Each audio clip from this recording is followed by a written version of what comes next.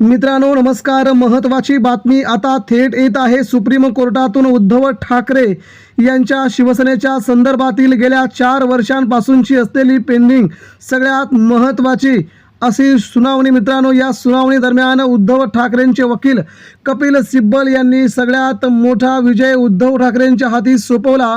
मित्रांनो, एकनाथ शिंदे तसेच केंद्रीय निवडणूक आयोग आणि राहुल नार्वेकर यांना पहिलाच मोठा धक्का बसतो. मित्रांनो, सविस्तरपणे ही बातमी जाणून घेऊया. महाराष्ट्राच्या राजकारणामध्ये कपिल सिब्बल यांचा हा मास्टर स्ट्रोक मात्र ठाकरेंना पुन्हा एकदा आपली शिवसेना आपला धनुष्यबाण हातात देण्यास समर्थ ठरतोय. नेमकी काय आहे बातमी जाणून घेऊया. उद्धव ठाकरेंनी मारला सिक्सर, तर या सगळ्याच राजकीय फंदामध्ये उद्धव ठाकरेंची ही कमाल मात्र शिंदे सेनेला भाजपला मात्र खूप महागात पडणार. बातमी सविस्तरपणे जाणून घेऊया. महाराष्ट्रात काय घडतंय, पडद्याच्या पाठीमागे दिल्लीमध्ये सूत्रांच्या वेगवान हालचाली आणि दिल्लीच्या राजकारणामध्ये वेगवान घडामोडी घडताना दिसत आहेत. मित्रांनो, सध्या महाराष्ट्रामध्ये चर्चा एकच आहे. एकनाथ शिंदे ठाकरेंचे खासदार फोडणार, आमदार फोडणार, नगरसेवक फोडणार. पण सर्वसामान्य माणसांच्या मनामध्ये मात्र अतिशय तीव्र असा संताप असल्याचं आपल्याला समजतंय. परंतु सध्या पाहायला गेलं तर गेल्या 4 वर्षापासूनची शिवसेनेच्या निकालाची निकाल पेंडिंग असून त्या निकालावरती कोणतीही प्रतिक्रिया कोणीही द्यायला तयार नाही. ना सुप्रीम कोर्ट, ना उच्च न्यायालय, ना केंद्रीय निवडणूक आयोग, ना केंद्रीय सरकार. मित्रांनो, या सगळ्यांच्यामध्ये ठाकरेंची ही सगळ्यात मोठी सुनावणी अडकली असून गेल्या 4 वर्षात ठाकरे न्याय मागतायत, मात्र न्याय द्यायला कोणीच तयार नव्हतं. परंतु गेल्या मार्च महिन्यामध्येच सुप्रीम कोर्टाने सगळ्यात मोठा निर्णय दिला होता.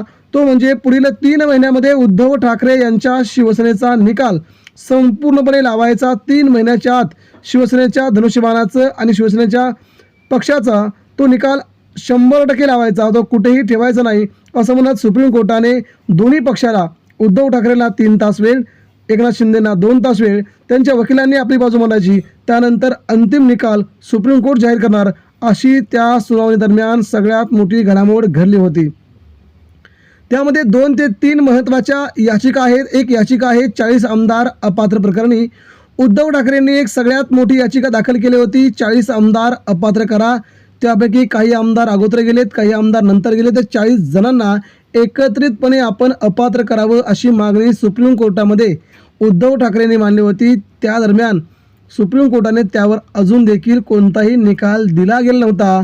त्याच्या अगोदर केंद्रीय निवडणूक आयोगाने अशा प्रकारचा निकाल कसा काय दिला, याबद्दल केंद्रीय निवडणूक आयोगाच्या बद्दल देखील उद्धव ठाकरेंनी आपली दुसरी रीट याचिका दाखल केली होती.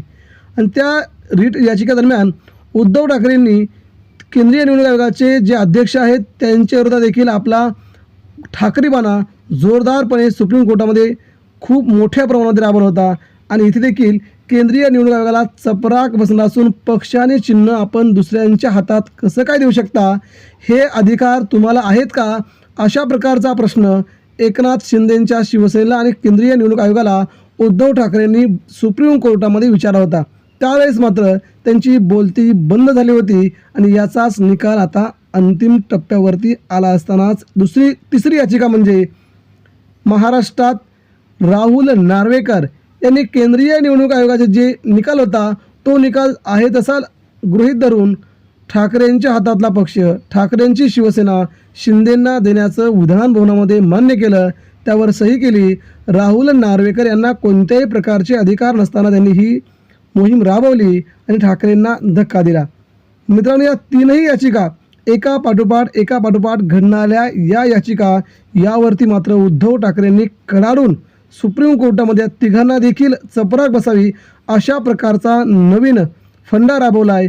याच दरम्यान कपिल सिब्बल यांनी सगळ्यात मोठं वक्तव्य करत महाराष्ट्राच्या राजकारणामध्ये तिघांना देखील लवकरच नोटीस जारी होईल आणि पक्ष आणि चिन्ह उद्धव ठाकरेंच्या हातात येईल असं कपिल सिब्बल यांचं म्हणणं आहे.